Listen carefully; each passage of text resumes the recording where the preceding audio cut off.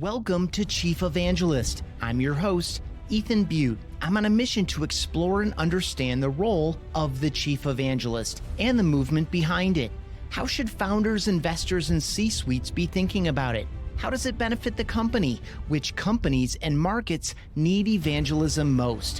What does the work involve? What does success look like? And who's a good fit as a Chief Evangelist? That's what we're exploring at chiefevangelist.com and in conversations like this one, which is brought to you by Ringmaster Conversational Marketing and their evangelist-powered podcasting package. Learn more at ringmaster.com.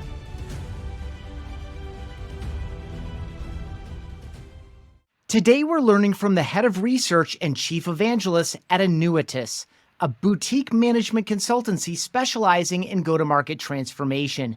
Prior to that, he served as chief evangelist and head of solutions marketing at Support Logic and spent a dozen years as a marketing and strategy leader with Sugar CRM. Martin Schneider, welcome to Chief Evangelist. Thanks for having me, Ethan.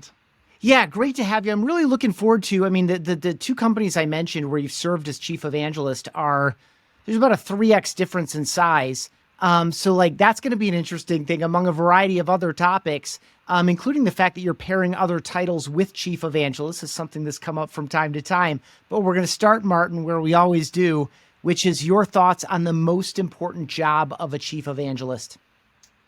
Yeah, I think whether you're doing it internally, right, as kind of a comms person for the internal stakeholders, employees, partners, people like that, to existing customers or to prospects and just people out in the world from a thought leadership perspective, the way I like to look at it is make them believers, right? Make them believe in the why, right? Make them believe in the how, right?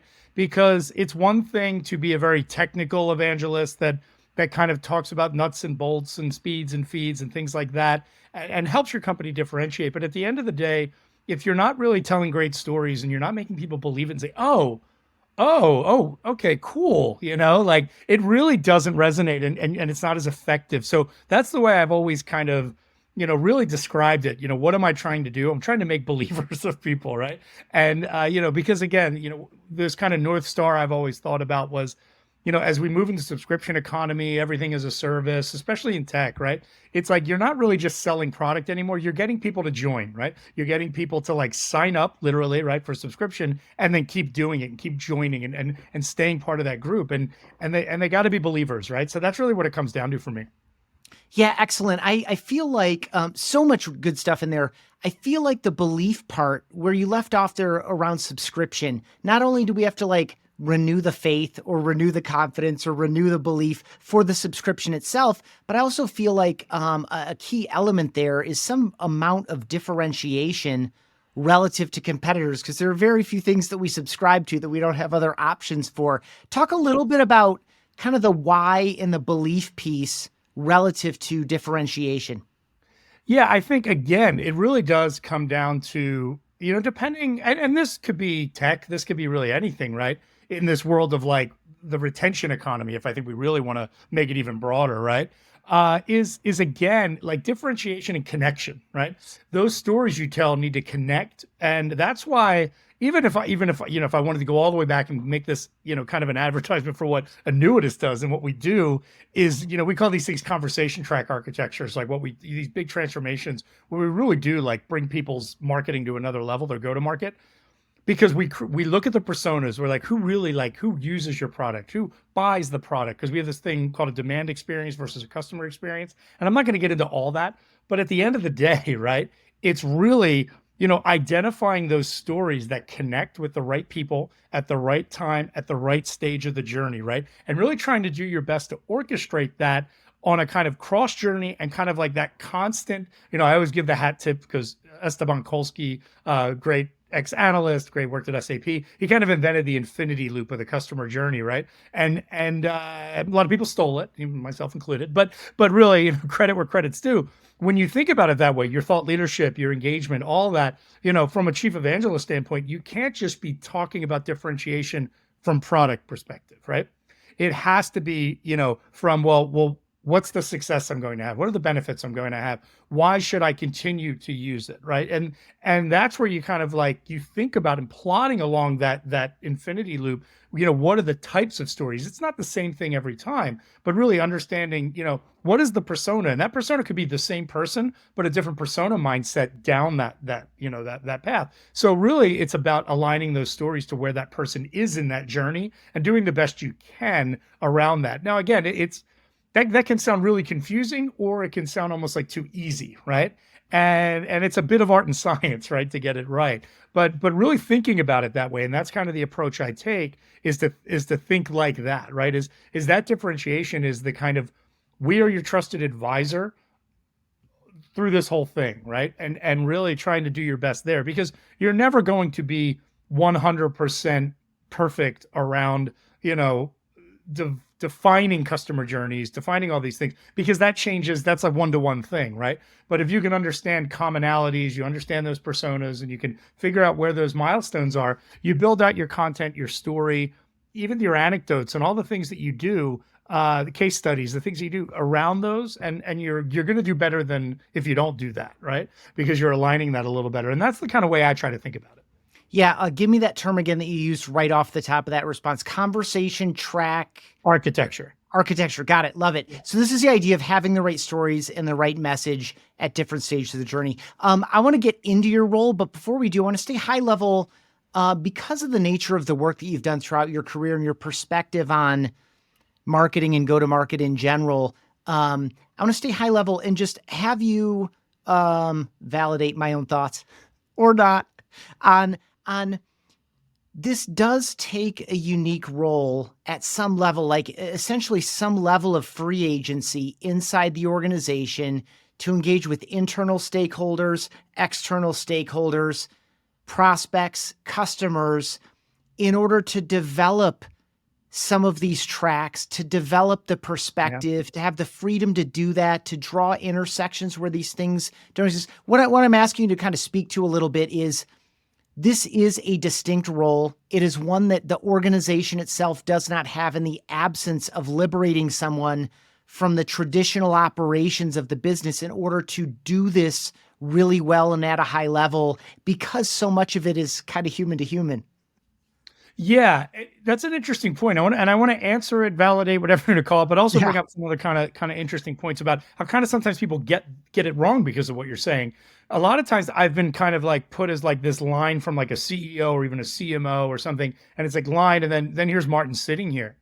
And I think that can be a mistake too, because while you have these, you have to have these unique qualities that you talk about. You have to know enough about the product and technology in general to be believable, right? To have authority. You need to generate enough good stories where you're not just kind of like taking what product marketing did, because you're kind of feeding them those stories a lot more often than you're not, and what demand marketing and brand marketing and that kind of stuff does. And you're not just telling a just the company story that can sometimes come from like pitch decks and like what C-level thinks about, right? You need to go beyond that. So while sometimes people org it out where it's like, here's this smart person who kind of sits here, who hopefully will interact with them. If you actually structure it better and actually incentivize the other departments to work with the evangelism role, and some people have multiple evangelists, that's really good. I know Salesforce does. I know, companies do it really well. And, you can actually get a situation where that kind of bidirectionality of it really helps, where that unique skill set of the evangelist plus like the access and like the expectation of like time and cycles on the departmental's side can be really effective in amplifying and getting like exponential both content to all the things I just talked about, but also just generating storylines and understanding and sharing of ideas that feed both the evangelist's ability to tell better stories, but then also how it kind of trickles down and everybody gets it a little more and understands that these like bigger narratives are far more impactful than just saying product marketing and management kind of know how the product works, right? Because I've actually gone in and worked with product management before and said, hey, you need to write your own press release, you product manager, for this feature set that you're working on in this dev cycle for this 90-day, the seasonal release, and tell me, like, write a press release for it as if you were giving it to the public. Because most of the time, product management doesn't necessarily get that far down the line, right? So when you really start to interlock a little bit more with these departments and understand that, you become far more effective. You become better as an evangelist because you're learning more about kind of not just how the sausage is made, but really the underlying reasoning and where's the inbound coming for what the roadmap is and all that kind of stuff. But then you're also giving more insight and giving that, and it becomes more back and forth. It's not just, oh, here's some stuff that got created by other departments, take it and run with it. No, it becomes way more collaborative. So that's that. And then back to the kind of skill set. Yeah, like I was an analyst. So I was a journalist, then an analyst, an industry analyst, and then got into marketing, and then kind of rose up to the marketing. And then it was like, well, I don't want to be a CMO. They always lose their job every 18 months, and I really liked the companies that I worked with, and I didn't want to get kicked out because we missed a couple quarters. So I said, what do we do? And I kind of I was one of the first people to kind of formulate this chief evangelist role, because there were technical evangelists and all that. So really building that out, because I remember back in like 2012, 13, when I started using that term, the chief evangelist role, people said, what is, people would make religious jokes and they would do all this kind of stuff because they'd never really heard it before. But bringing that storytelling capability from journalism, then that deeper analysis and finding more of like a why from the analyst role, and then just understanding the mechanisms of go-to-market from my marketing roles at various, product marketing, corporate marketing, demand gen, all those things, really brought it all together. So I have a unique experience. I don't know if you need all that, but I do believe writers, journalists, people who are good at like synthesizing information into good stories make for a good evangelist. But sometimes those people don't play well with others. So all the things I said about that interaction with the departments, proceed with caution, I guess. Yeah. Okay. So many directions I want to go. I guess I'll go to something I've heard from a lot of folks when they wind up in an evangelist role, especially when it's new to the organization, is that they maybe go on like a department by department tour to start creating some of this interaction. Like, what the heck is this? How could I or my team leverage this person's expertise, time, energy, network, insights, etc.? In either of your two chief evangelist roles, it sounds like you carved one out, and I assume that was at Support Logic. How did that go for you? Like, how did you create that role out of the situation you were in? And did you have to do, like, how did you create some of that effect internally so that you were used the right way, and in a way that people could understand, like, what is he doing now? Yeah. So I got kind of lucky on a couple of fronts. One of going to Support Logic, having been also the chief evangelist at Sugar CRM, there were a couple of people from Sugar that actually went over to Support Logic. So like kind of inside, so they were actually able to like do some feet on the street for me inside. Now, most of those were kind of around sales and other areas close to sales, rev ops and sales engineering. So they understood it. But what people immediately saw was them pulling me into deals and having these conversations like they did at Sugar to like great effect of like quota attainment and other things, right? So sales usually gets it, right? They get like the more smart people you get in the room, whether that's virtual or in the boardroom, the better your situation can be, right? You questions get answered, things get framed out. And again, that trusted advisor kind of role can happen in that scenario. What I did for product management was really take and again, this is kind of, again, a little bit of luck, but this is why I always think like people should, there's sometimes people in tech think, well, I'm a product marketer, so I can work in security, I could work in CRM, I could work in this analytics. I try to stick to things that are kind of adjacent, because then when I go to talk to product management, I've got some chops, you know what I mean? Like they know almost immediately that I know what I'm talking about, right? Because at Support Logic, we sold into companies that typically had a lot of cases. So I ran and created a case management product at Sugar. That was like one of my last big products. So having that and being able to speak their language of what they were talking to, who they were talking to, what the pain points were, and being able to go back and forth with that and talking about like, how are we helping them? And being really open to learning from them as well, giving them insight and being like, okay, having some street cred, but then also being really like, hey, I want to learn like what's been going on. That always kind of works. And what has always been kind of interesting is like G&A, HR, people like that, they kind of get it pretty quickly too, because they do things like, because they really like the the internal stuff, right? Like I'm always doing like the company onboarding, telling the story of the company and telling our differentiators and that kind of stuff. Because again, good storytelling, compelling, warm, welcoming, fun, like that kind of thing of the traits an evangelist usually has. And G&A just eats that up, right? They're like, yeah, you go do the onboarding, and during COVID, you're doing it virtually. So you're just sitting there with a bunch of people on a Zoom and you're just talking and you're explaining something, showing some slides. So those are some kind of things. So sometimes it's really easy, like G&A, super receptive, sales, super receptive. Again, having been a marketer and also having marketing roles, most of these people are reporting to me, so they have to listen to me anyway. So it was also like, so that becomes kind of easy to kind of get to. Engineering is sometimes a tough one because of personalities, because of just how busy they are. And sometimes I just let that kind of happen slowly and surely. And a lot of times I give them a lot of credit early on in the outbound and the things they say is like, engineering team's amazing. They did this awesome stuff. They're cranking on this stuff. I love these guys. They're geniuses, And then they're like a little receptive, The next time I need to get something from them, they'll answer the Slack message, right? So it's it's a bit of social engineering.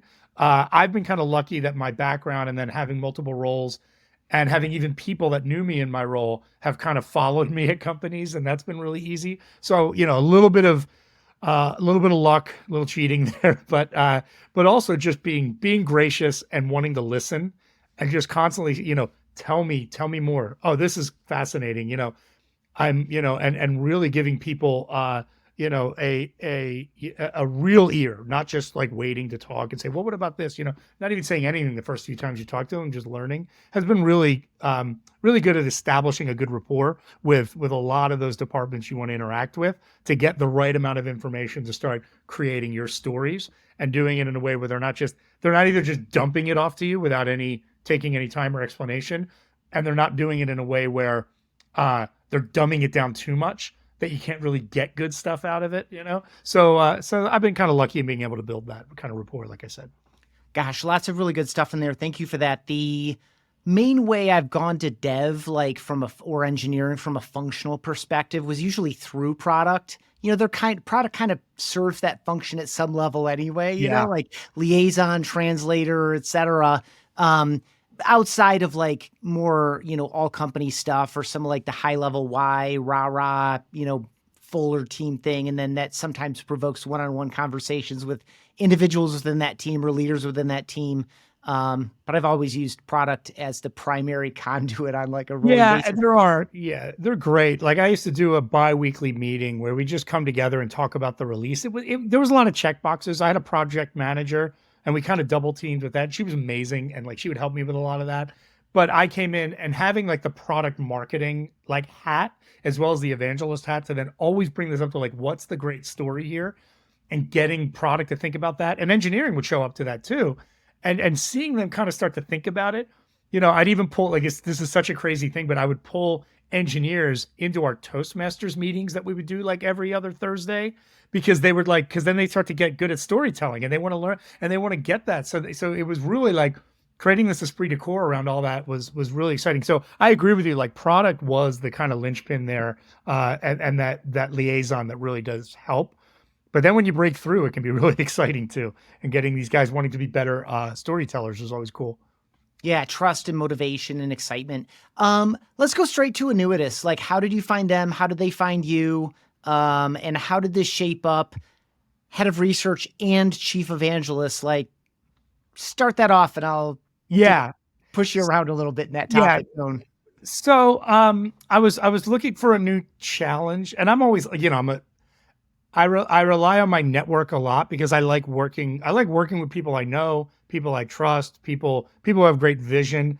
And the CEO of Annuitas, Adam Needles, I worked with him almost 20 years ago for a while at 451 Research. So he was like the CMO of the analysis firm, and I was covering like go-to-market technology.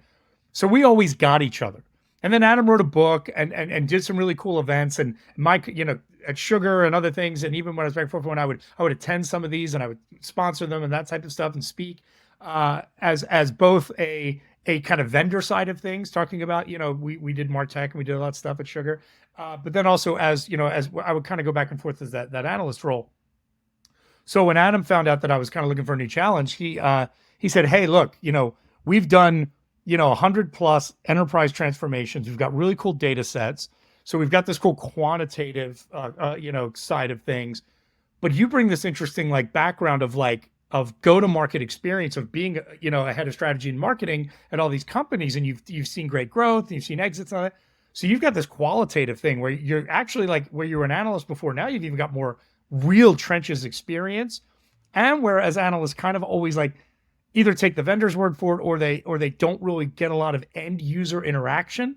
We've got that. So we've got this really cool thing, right? Where we've got great data, we've got great minds, because even the consultants and our network of clients and current clients, there's a lot of repeat business, so to speak, right? So you get all this kind of cool stuff, right? So putting that all together, we put together Annuitas research. We've got, new advisory things that are, rather than doing those boil the ocean transformation, or not rather, but in addition to, some people, there's companies that need to totally rethink their go-to-market. And then there's people that just need to rethink a little bit, right? And I kind of said the same words, right? But you can see the devil's in the details and the subtlety there. So building out these both research-based, but kind of shorter term advisory based concepts has been really fun. Now, what do I need to do as a chief evangelist, right? Need to bring wider awareness of Annuitas as a brand. It's well known, but it can always be bigger, right? In terms of our scope and our reach. But also this pivot to these really cool advisory services, both internally to our consultants, to our data scientists, to G&A, to everybody, right? And then to our existing clients, and then building out thought leadership and even go-to-market events and things that we're doing in this cool roadshow that we've been doing over the last few months, about what we're doing for this kind of pivot. So there's been a lot of stuff to evangelize. There's been a lot of stuff to just bring to market. So it's been really an exciting time, both for myself coming in, but really kind of joining Adam and both of us. And with, obviously with a lot of the people helping us inside Annuitas, kind of doing this really interesting pivot to bring the expertise that we have to a broader set of people who aren't either ready or don't need to do what a McKinsey type, those types of big transformations that we'll do for go-to-market. We can do some spot checks. We can do org stuff. We can, so being able to do that now, start to productize that and evangelize that, we're just scratching the surface, but it's been a really fun time because we're making believers of the employees, and at the same time really starting to evangelize it out there. We started it with a book. He and I co-wrote a book called The Chief Growth Officer's Handbook. So again, that's kind of stating this whole new, we call it a go-to-market operating system, right? Rethinking that and how we can help people change their mindset before they do any crazy consulting work. We can really just start to get them down that path and really start helping them with much more low impact, low risk, easy time to value type stuff. So, building that out, starting with the book, starting, like I said, with this roadshow, and now creating new advisory services that we've literally just launched think a week ago, and we just put out some new syndicated research. I think that came out today, this morning, or yesterday. So we're really doing some really cool stuff around that. So it's been exciting. It's been a whirlwind, but there's a lot to evangelize. So it makes that part, that's the easy thing. When you have a lot of stuff to say, that's great. But when you're at a company that's a little more all right, we don't really do stuff maybe once or twice a year, we kind of put new product out. You're like, what am I supposed to go out there and evangelize, right? So it's been easy. That part's been easy here because we're doing a lot. Yeah, I feel the whirlwind and the excitement from you. I want to get into the book and why a book and what the process was like for you. But before I do, I would love to hear just high level, kind of the arc of innovation around this. What do people what were you trying to do? Not with the book functionally as a piece. I do want to get into that, real, because I think a lot of people think about maybe we should write a book to kind of develop and advance our point of view about what's wrong with the blah, blah, blah, blah, blah. Right. But I would love for you to kind of give that a little bit, what's misunderstood or missing in the go-to-market conversation at large that you personally are really excited to talk to people about, that's creating a change in belief or a new light bulb moment, like, Yeah. oh, well, I hear go-to-market every time I turn around. I see it every time I, open, Kellogg Insights or HBR, but like you have turned me on in a unique way. Like, what's the state of go-to-market where this idea of go-to-market transformation is something that still needs talking about? And Yeah. how maybe does Annuitas see it differently, such that you need to evangelize it in a particular way? Yeah. So, I mean, it all comes back to, there's a couple things. Like, we have this kind of almost like mantra, right? Go to market falls apart in execution, right? And that's the reality, right? And especially if you're trying to do it in a way where, you really are trying to bring things together, or you're trying to do those like sales and marketing alignment, like those types of things. And it's like really, really way more difficult than people think, right? Because people think, in the old school, we call them random acts of marketing, right? Like you make a campaign and then you see if it works, and then you scratch it because it didn't work as well as you wanted, and then you try something else, or you say like, well, this is how we were going to score our leads, and we're not going to talk to them until they hit this level, but then it comes towards the end of the quarter and you're like, just talk to every lead, right? And that's horrible, right? It shouldn't have to be that way, right? So how do so go to market's kind of broken in a way, right? Because people still think like that way too much, right? And when you think about growth, and we call it lift, right? Like, revenue lift, but because it kind of comes from different areas, right? If you really want to build a strategic plan, it needs to account for, again, these different stages of the journey, right? Because now we've gone into just what we were talking about at the beginning, like as we're in this like SaaS subscription, everything is a service, retention, blah, blah, blah economy. A lot of industries have done crazy transformation, right? Software went from being manufacturers, right, to being like actual like delivery people, right? Which they weren't before, right? There was channels and there were all these types of things, and it really did change. A lot of that changed. So what happened was, first they changed like the business model, right? You went to subscription. And then they had to change like the underlying infrastructure and technology to be able to deliver stuff over the internet, right? So kind of ops and DevOps and all that kind of happened. They changed how they recognized revenue, right? Then they realized they had to build customer success, because we had to go out and renew and expand and do all these types of things. But what kind of got forgotten in that is like, well, how do we bring this all together? And how do these kind of buckets, this like what used to be kind of pre-sale, what is now kind of like, marketing and sales, and then customer success and support, all that drives growth, it drives revenue, it drives really important metrics, but nobody brings it together well, like shockingly. We gave a keynote, Adam and I, in Chicago, I think back in like May. And we were talking about this, what we call converged growth, of really bringing together that orchestration around the journey for pre and post sale. And I've been evangelizing a lot around this converged growth mindset. And I thought people were going to just be like glazed over and be like, duh, right? Of course. Like, why are you guys even bothering with, like, this is so, everybody knows this. You kind of have that fear before you go and give a keynote speech. People ran up and said, we never thought about this like this. This is awesome. Even agencies were like, can you help us like help our clients think about go to market in this way? Because so many people are still in what I would call legacy marketing models, which typically rely on random acts of marketing. They rely on the wrong metrics, or let's say incomplete metrics, right? And then they don't really account for growth. Like, how many times does a marketing team think, hey, we hit our lead number? And they all, yay, and pat ourselves on the back. But the company misses its quarter by 20, 30%. Well, marketing may have done its job in some way, but did it really?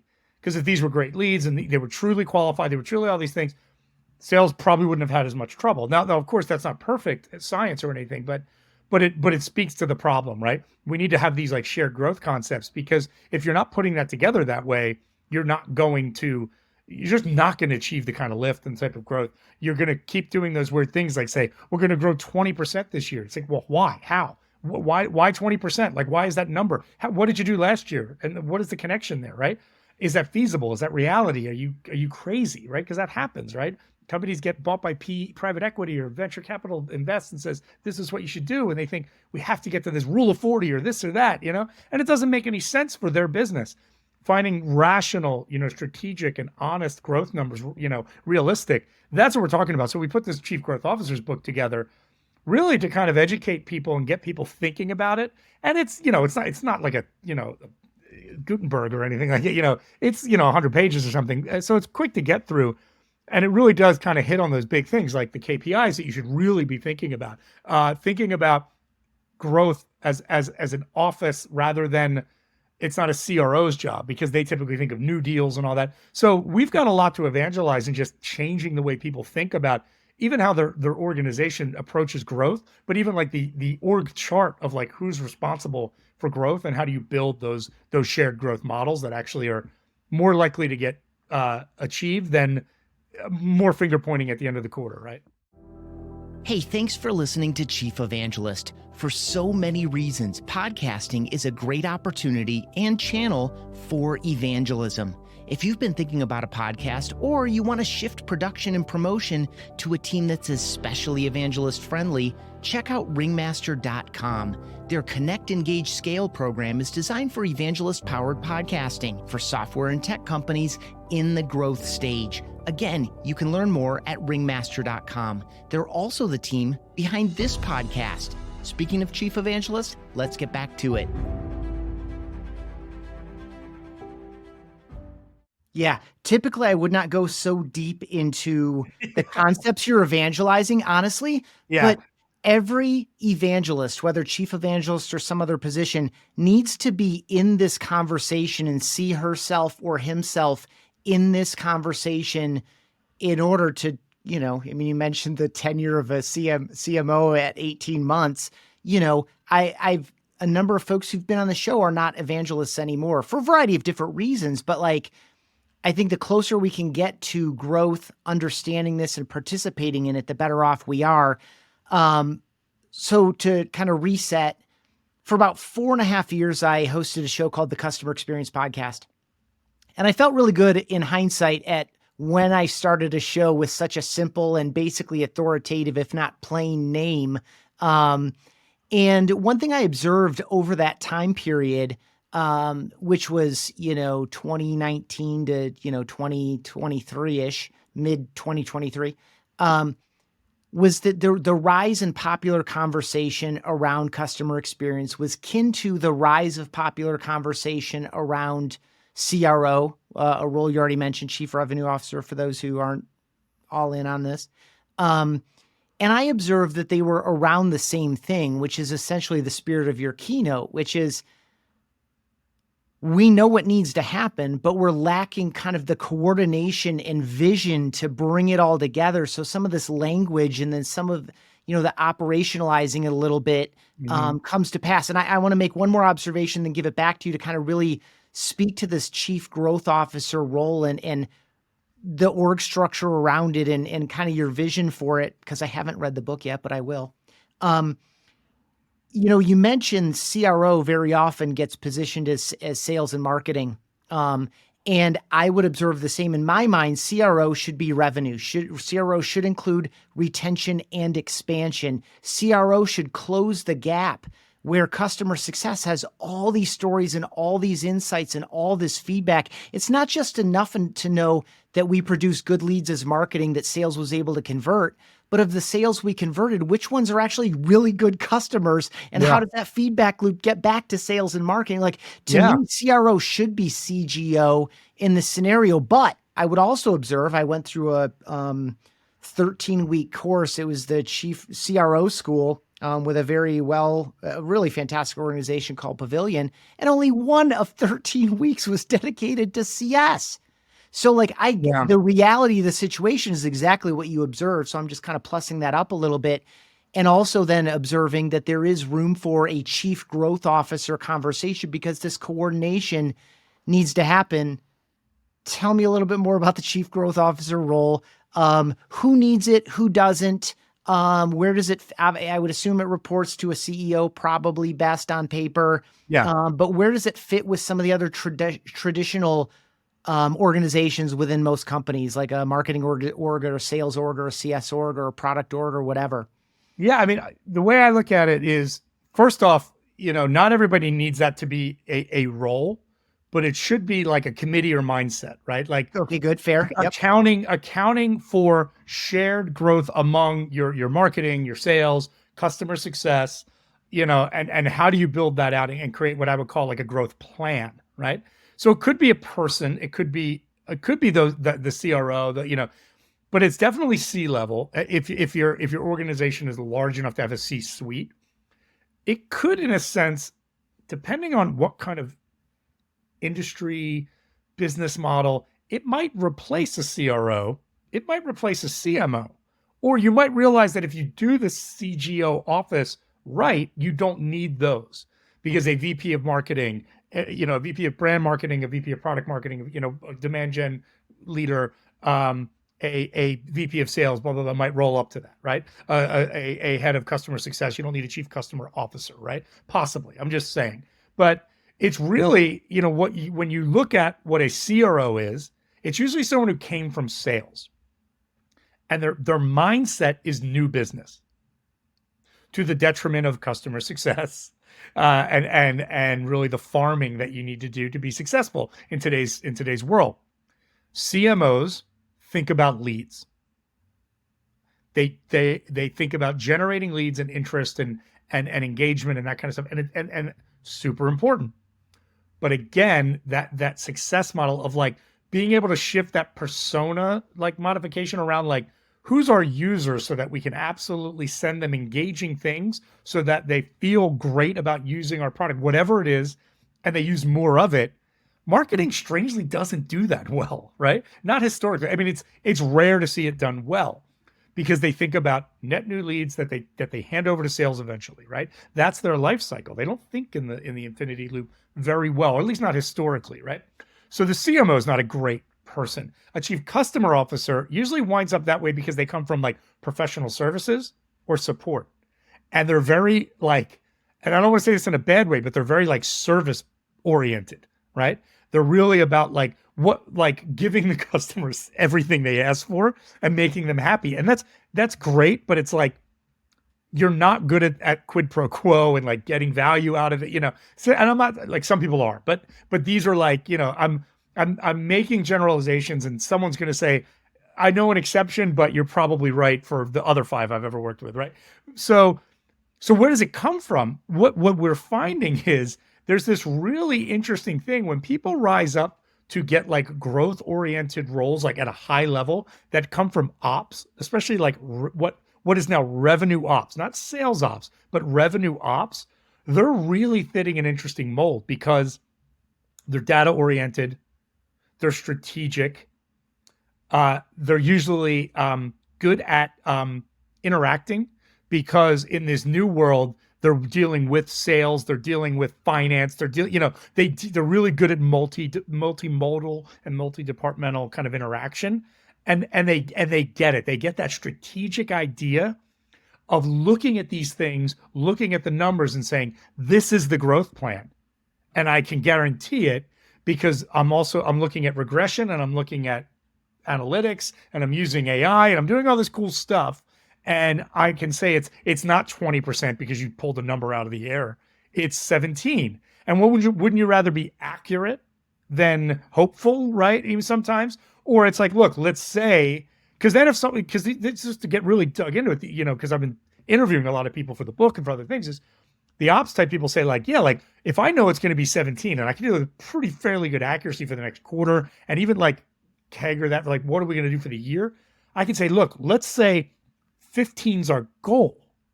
And people don't start getting fired unless we do 12. Because when we do 17, everybody's really happy. And look at that they're even like beyond strategic, right? They're really thinking about it from like almost a company culture. And it's really fascinating. So those ops types, a certain type of ops person becomes a really interesting growth officer, right? Growth leader in that regard. They have this interesting mix of skills. And we've been doing these panels around the country, and that comes out a lot, even without me like feeding it. I'm not leading the witness, right? Everyone comes out and they say, when I say, who do you think it should be? And I've got commercial types, I've got marketing, I've got support, and services. And they all kind of come to ops. They're like, yeah, I think ops people are really good for this. Yeah, it's especially the key thing that you offer there. I don't know that you said it explicitly, but it was obvious throughout. Is when you have this, a business consultancy inside that RevOps function versus, it's really a Salesforce admin or a Sugar admin Yeah, who's these are true essentially a ops leaders. glorified, RevOps person. Really quickly, give me a quick go at the book. Like, when did you decide that, and how perhaps that, okay, we have all these ideas. We want to communicate this. We want something authoritative. I assume now I'm kind of answering my own question, but like, why a book and what was the approach and how did you co-write it or Yeah. co-author it, or like, how did that work? So yeah, it's interesting because I'd never co-authored something this big before, right? I either do it myself or I start and then I don't finish because it's hard. It's we weren't even going to write the book till like next year. So when we were actually like plotting out what we were going to do, like, what's the the 30, 60, 90 and beyond, right? First 6 months of when I started working back in like beginning of the year, the book was kind of tabled, but what wound up happening was we kept having these really good like narrative ideas for like epic blog posts. And we realized we're like, wait a minute, these are chapters of the book. So we kind of started creating a table of contents. So our editorial calendar of the blog kind of doubled as the table. So what we did was we did like light versions for the blog, and we kind of picked and said like, okay, Adam, you do this one, I'll do this one, and we went through that.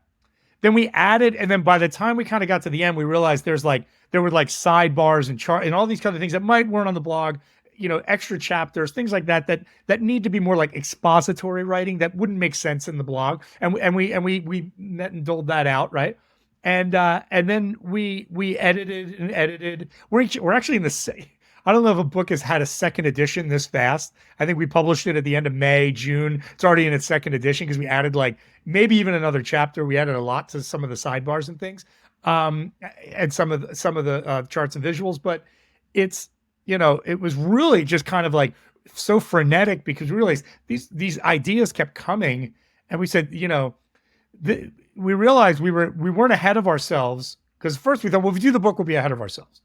Let's do all the stuff, and then the book will drive like awareness once we set the table for the new advisory service and blah, blah, blah, and Annuitas research. But what we realized was we needed a stake in the ground. We needed to have a foundational thing that said, this is what we think about the chief growth officer. This is what we think about this converged growth mindset that we talk about of like really bridging that pre-sale and post-sale for go-to-market in new ways. And we said we need a kind of foundational thing for that. And the book really filled that role well, especially one that's like super readable. And we're not going to go out there and sell it, right? We're going to make it free to everybody to get. So it's been really, really great when we do these in-person events.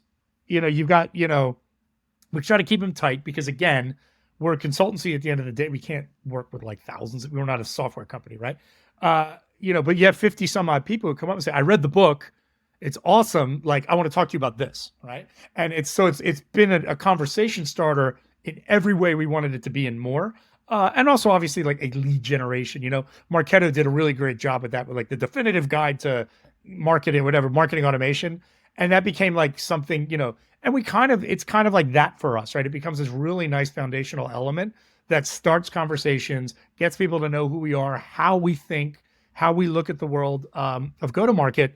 So it kind of came together that way. And it was strange how quickly like we just started like ripping at it. It was like, okay, I did this chapter, I did this, and it was like the edit process was kind of like crazily long because we had so much stuff so fast that we were like, we kind of started almost like overwriting on each other. We're like, well, should this be in this chapter? Should we rip this out? So it became an interesting edit process to turn it into like a nice cohesive book, but it was a really fun process. And, Adam and I think very similarly, but we have like different voices. So kind of bringing us to have a cohesive voice throughout was probably the hardest part of the editorial process, I'll say. Yeah.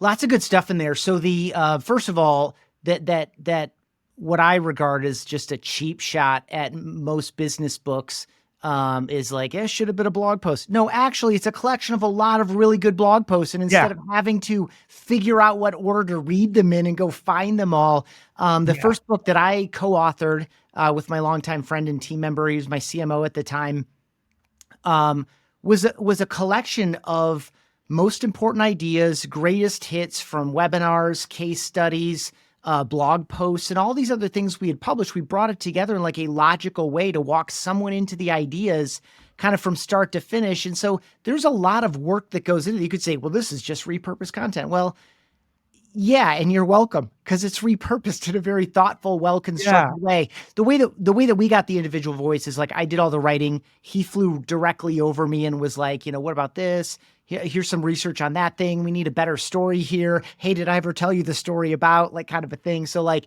we kind of cheated on the one voice thing by having one primary writer, but like really co-working it together. I could see it work in a variety of different ways. Yeah, it's tough. I mean, there was a book I was kind of in the process of writing when I wound up leaving Sugar CRM for a couple of years to do some startups and a little stint as an analyst, then came back almost 2 years later. But when I was really into like the early days of blogging, I had a blog called CRM Outsiders, and I was like super prolific on it. And not everyone was like a great thing, but I wanted to pull 365 great posts and call it like a year of like CRM insight or something maybe less lame. I forget. I had a good title, I swear. But I just never did the work because for two reasons. One, it was kind of hard because you do want to make it a little bit better. You don't just want it to it's not a cut and paste job 365 times. Yeah, no. You need to be a little more cohesive, more thematic. But then I also felt like I'm just taking the, it's like my greatest hits from the blog and people can do that. And I second guessed myself. And then when I left, like the blog kind of went into disarray and I came back and I brought it back a little bit. And then I just didn't have the time to blog as much there. And I think I missed the opportunity for another kind of title under my belt, but it's because people will read that and like it because you don't want to have to click 365 times to find a thing that's, there. And you definitely will take the time to edit it and make it better the second time around as well. There's always, especially for business blogs, I have a day job, so I can't make this as great as I'd like it to be. There's always like the last paragraphs are always terrible because you're like, I got to finish this. I've got a meeting, right? Yeah. So good. Okay. I want to bring it back to evangelism as you personally are talking with leaders, no matter the title or the position, as you're out, whether it's formally, in kind of a consultative conversation or whether it's more casually with people you've, gotten to know throughout your career. How are you advising them around evangelist positions? Because I'm sure you've held a few of them now. People ask about it. Like, how are you advising? Who should be thinking about this and how might they be thinking about it? Yeah, I usually think of I talk to people a lot because I've got a lot of experience with like Challenger sale, the old CEB stuff. So when Challenger companies ask me, they're like, well, what's one way to kind of differentiate? And I say look, a lot of times people think of like analyst relations, and my world's mostly tech. So if you're kind of outside of tech, I apologize if this doesn't sound as germane, but like talking to the Gartners of the world, talking to the like analyst relations is typically like there's an AR person.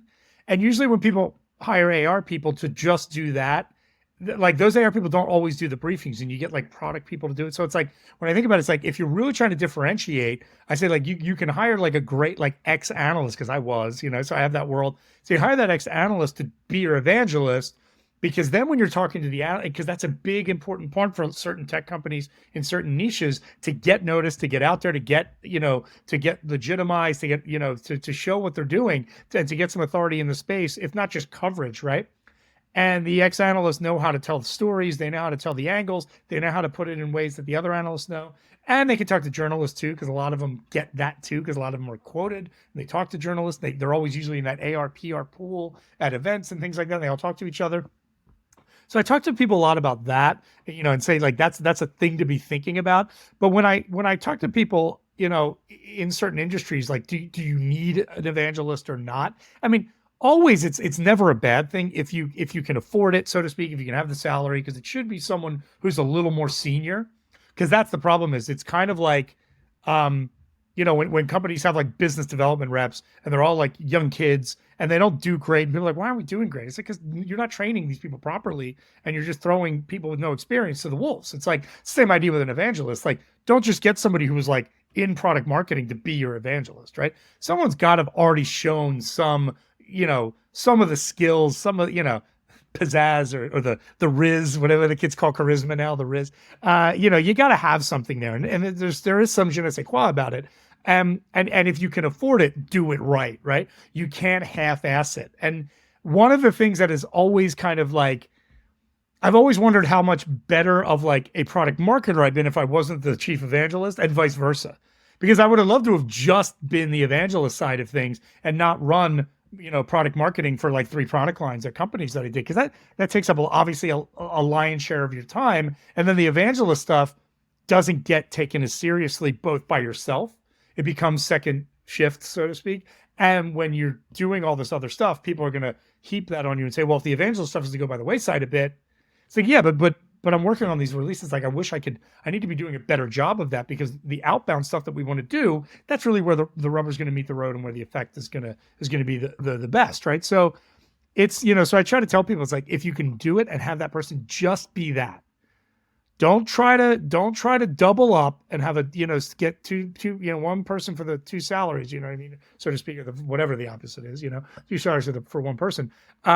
It's it really have someone dedicated to it, because the things that, if you could probably notice, I'm a little quick and kind of energetic and, frenetic, so like I'm hyper productive. So I've always been able to kind of juggle the two, but not everybody can do that. And if you've got somebody that's got that great kind of personality, great storytelling kind of stuff, have them do that, and then just incentivize them to just amplify that voice. Don't have them be also a product manager or also a this or that, because it does take away. Like, I wish I didn't have to do that. Sometimes it would really be cool to just be the chief evangelist. And if I can tell, it's like, do as I say, don't do as I do. But that's the kind of things I tell people. That's some of the advice I give. Yeah, that's really good. I do feel like head of research pairs much more nicely with a pure evangelist role than, yeah, I mean, that's like a hardcore operator where you've got an organization that reports to you. Because, at the risk of running long, but because because I think you have a really unique perspective on it because of your background, I want to offer like an objection or a pushback and just have you speak to it for a minute, which is belief. I'm just going back to your initial response. Belief. It's impossible to model, or is it? How do we know that this evangelist thing is working? It seems like I get that we might be able to create some leverage with a position like this, but I don't know if it's working, and I don't know if it's worth the investment. Look, that's a really fair point, right? Now, if you build off like your differentiate, like there's 2 ways you can do what I'm saying, right? And measure it, right? And I'll give you more anecdotal measurement, but if you really do go off the differentiators of the company, and then you start to see like people steal your language, your competitors, you start to see people overbidding on your keywords, right? That kind of stuff. That you're making progress there, right? Now, the other way is if you are like just relentless, and you make people believe, you can sometimes do like too good a job. Like at Sugar, I was doing thought leadership and evangelism about things like mobile CRM and like predictive and like all this stuff, like way before like our product even had any of that stuff. So when the analysts would start like putting us up in these reports as like being good at this stuff, when we didn't really even have it, like, people are believing what you're saying. Like you're doing a good job, maybe for worse than better, but like so I mean, there's these types of things where you really can start to measure it out, where like you do start to see like, yes, it's making an effect, because we're not just also rans, we're not just Me Too's. If the differentiators are popping out and that language is starting to get used, that's the type of things where, I would do a lot of like 3-point messaging at Sugar. And there were times where I would put this stuff out there and I'd really, really lay it on with the press and with the analysts. And then like a few months later, I'd come back and other analysts would share things and be like, hey, a competitor of yours just sent me this. And like their analyst newsletter was like the 3 bullets that I was saying over the last 6 months, about their stuff, but they were, so you get it that people are like, oh, they're really doing that. That's stuff, so you can really start to see where you know, where the tentacles are kind of finding, finding home there. Like it's not impossible, right? Now, again, like, is there a guarantee? Not always. And again, it always depends on, like I said, how relentless you are and how good the message is. And if your differentiators are defensible and that type of stuff. It's kind of like saying, like, a CMO says to the team, go make a viral video. Right. What does that mean? Right. So it's the same idea, right? Like there isn't an exact science. There's no formula to it. But if you follow certain kind of structures and certain things, and you have a certain kind of personality and you hire the right people to be your evangelist, and you got the good stories, and you can back up your differentiators and you're relentless, you can start to measure it. You can really start to see that people get it, especially when like you start to see like the users of the product, the people that weren't at like the marketing events, the people that weren't on the web, when they start to say, oh yeah, like that thing, it's like, oh yeah, when you really start to see it bleed into like sub levels, that's when it's working. Yeah, a lot of really good things and some things we haven't talked about on the show before to look for as signs of effectiveness. You also, like, underneath all of that, I was hearing trust and relationship, a seasoned person. I think most of the roles that happen the way, not exactly the way you described yours at Annuitas, but in that way. They're almost exclusively bespoke. Yep. Between people who have some respect or working, whether it's we're taking this person inside our organization and appointing them to this because we think it's important enough to do. I have trust and confidence that we should be doing more of this, so I'm going to take the right person to do it. Anyway, a lot of really good stuff in there. Martin, this has been awesome. I've super enjoyed it. We could probably go another hour, but we're not going to do that today. But before I let you go, I would love to have you share something that you evangelize in your own personal life, or perhaps have been accused of evangelizing by people close to you. So yeah, like I was gonna, there's so many things. Like I used to evangelize on like sports, like the teams that I really liked. And then I realized like you can use statistics to like, it was like you can use statistics to prove anything. 40% of all people know that, right? But but one of the things that I got really like crazy about early in my life is motorcycling. So, and there's some people that just do not want to like hear about, like, not only just hear about it, but like telling people about, like, because I build and I restore like old, 50-year-old Harleys and stuff, but I also take them on like long trips. And like, so being able to tell those stories about those trips and all that, like, it's fun for me. And having people that like don't normally care about motorcycles be like, kind of want to wish for that like freedom of like, turning like the kind of person who's like, motorcycles are death traps and blah, blah, blah, to being like, wait, so you're right along the coast of Mexico in a 60-year-old Harley. It's like, oh, that sounds amazing. You really draw people in, again, making them believers that like, yeah, this isn't certain death. This is freedom, and it's, it's this kind of thing. So motorcycles have been a huge thing that I've been a huge proponent of, and just the whole community. And it's been, that's something I've definitely evangelized in my own life for maybe far too long. My family members are probably tired of hearing about it. Yeah, really well done. I really appreciate that. There's a romantic notion to it, and you even had like an aha moment, like light bulb turnaround scenario in that. That was great.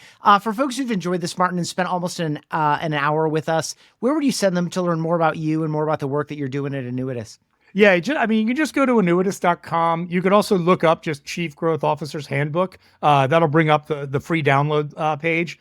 And, you can just learn a lot about that. There's a contact us. We're always happy. Like I said, we're trying to make it easier for people to do better with their go-to-market. So if you contact us, it's not like some big McKinsey, some big, EY, like it's not like Accenture anymore. We're really trying to make these like fast, really cool time to value. So it's a really new, cool time for us. So, check out Annuitas and we're happy to talk to you. Cool. Sounds good. Wherever you are listening to this, there's a link in the description of this episode. If you're watching this on YouTube, that is the only place to watch it. There's a link to that immediately, Jason. I'll also link up the book. Martin, I appreciate you so much. This was super fun. I love your energy. I love what you're up to, and you are in the right place doing the right work, I feel like. Yeah, me too. And, thanks for having me, Ethan. This has been a lot of fun. That wraps up this episode of Chief Evangelist. Thank you for joining us, and thanks to Ringmaster Conversational Marketing for helping bring these episodes to you. With any thoughts or questions about the Chief Evangelist role, message me on LinkedIn. I'm Ethan Beute, ETHAN BEUTE. For show notes and more of these conversations, visit chiefevangelist.com.